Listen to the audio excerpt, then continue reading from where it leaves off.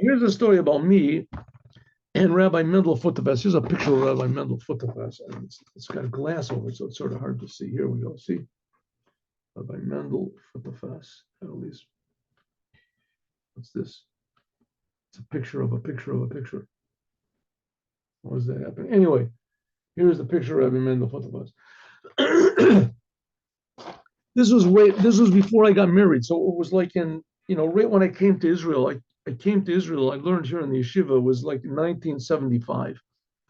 So one morning, I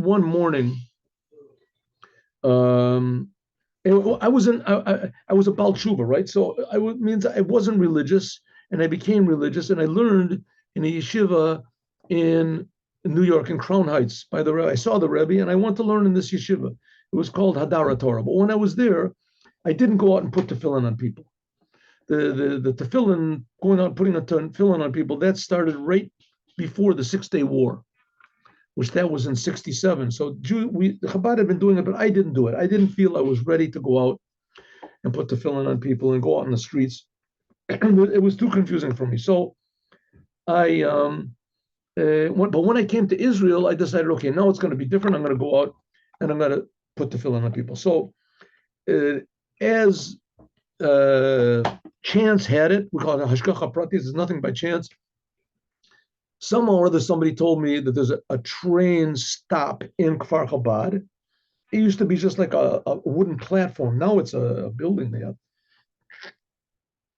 A wooden, and there was a train that stops in Kfar Chabad. There's a train stop in Kfar Chabad. Why Kfar Chabad?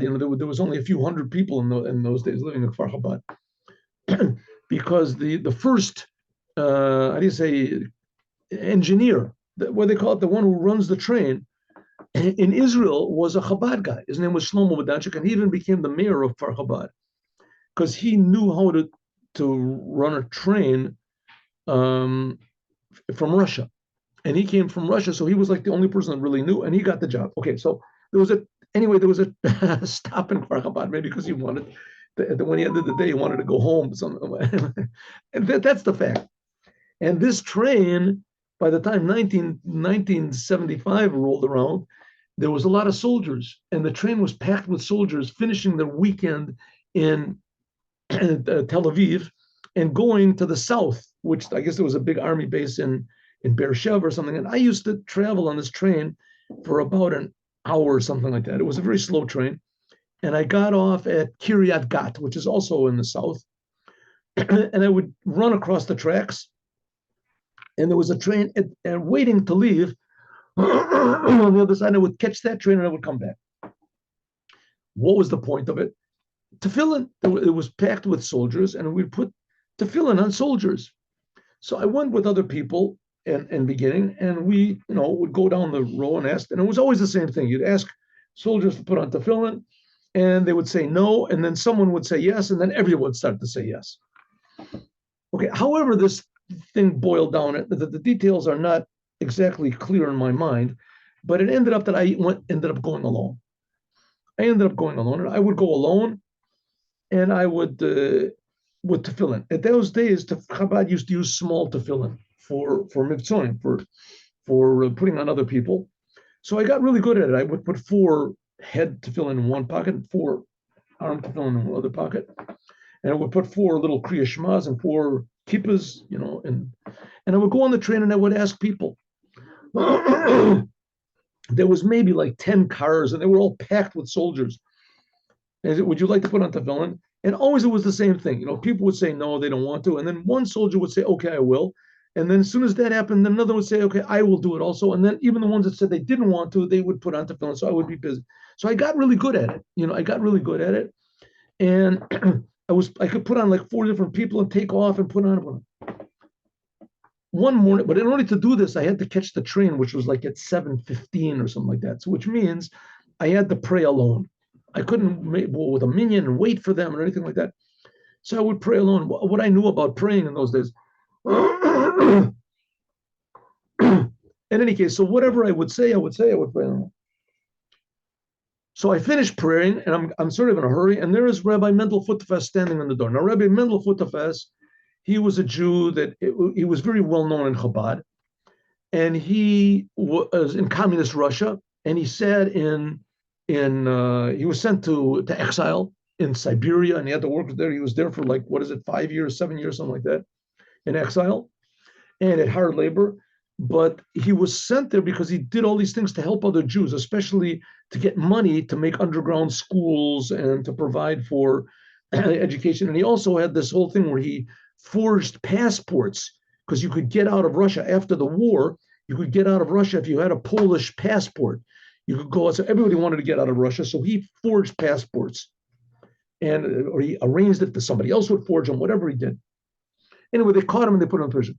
In prison, but he was a very uh, lively sort of a person, and he was a very serious person, had one good sense of humor, and active. His main thing was active, and especially doing things for the Jews. So there he was standing in the door, and he was the appointed by the Rebbe to be the head of the yeshiva in learning Chassidut, in the Chassidut part of the yeshiva learning. And there was another Rosh head of yeshiva for Talmud, but he was standing there. So he said, "What are you doing?"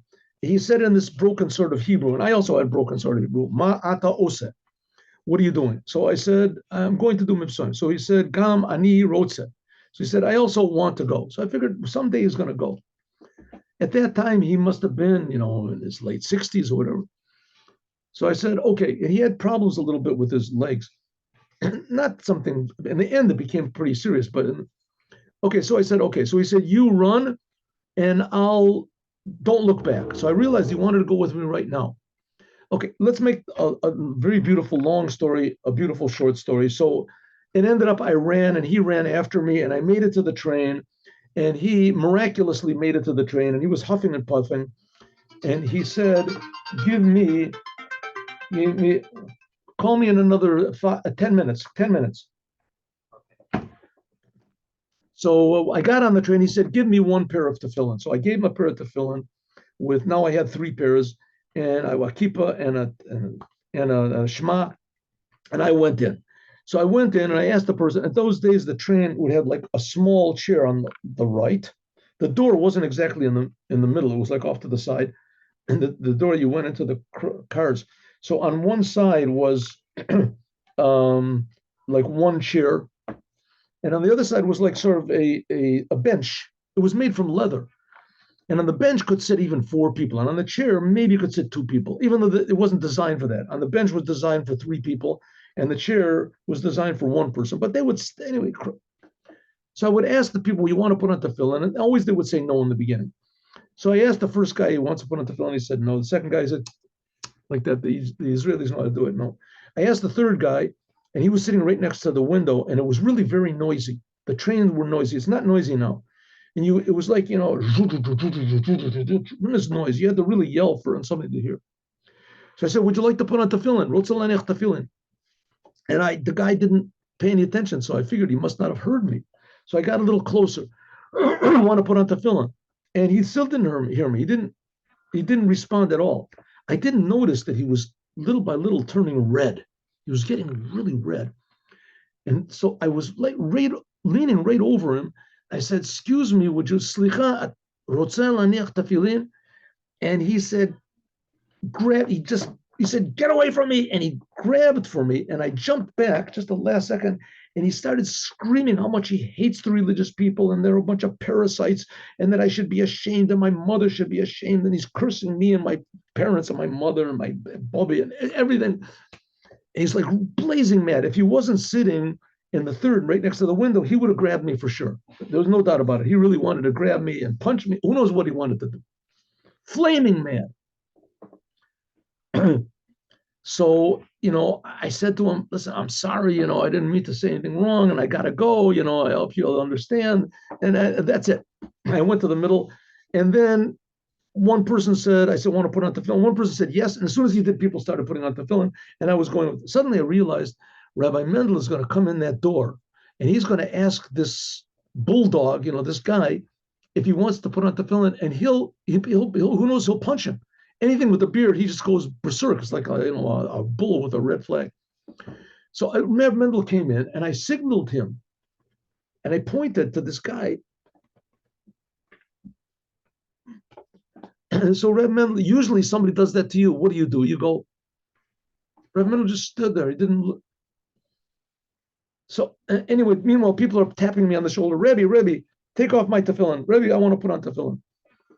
And so I figured, okay, nothing really happened yet. So I turned around and I put on tefillin on this guy, took off this guy. And suddenly I hear the second guy, right, going, he doesn't want to put on tefillin.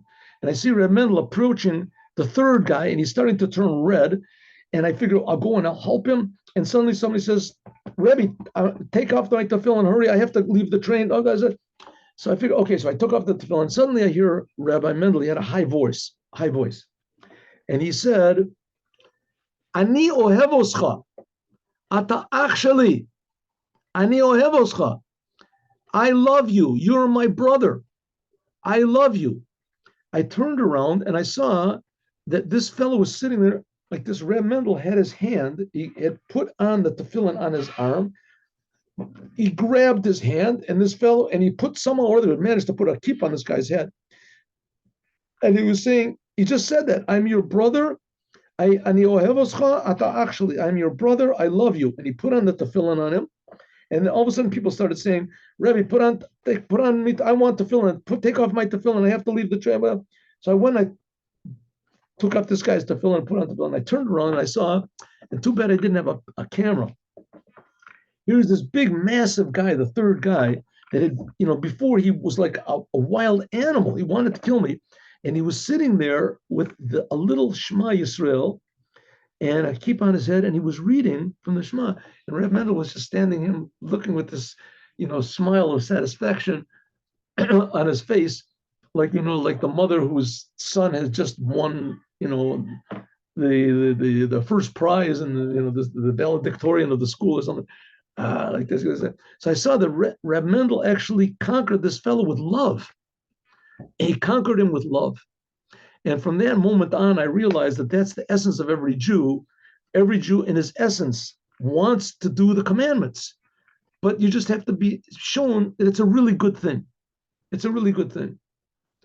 And that's Reb Mendel's love showed that. That's the story for today, how love conquers all. Have a good day with Mashiach Now. Tomorrow, God willing, Friday, 8:15 in the morning with Mashiach Now. Shalom Uvracha.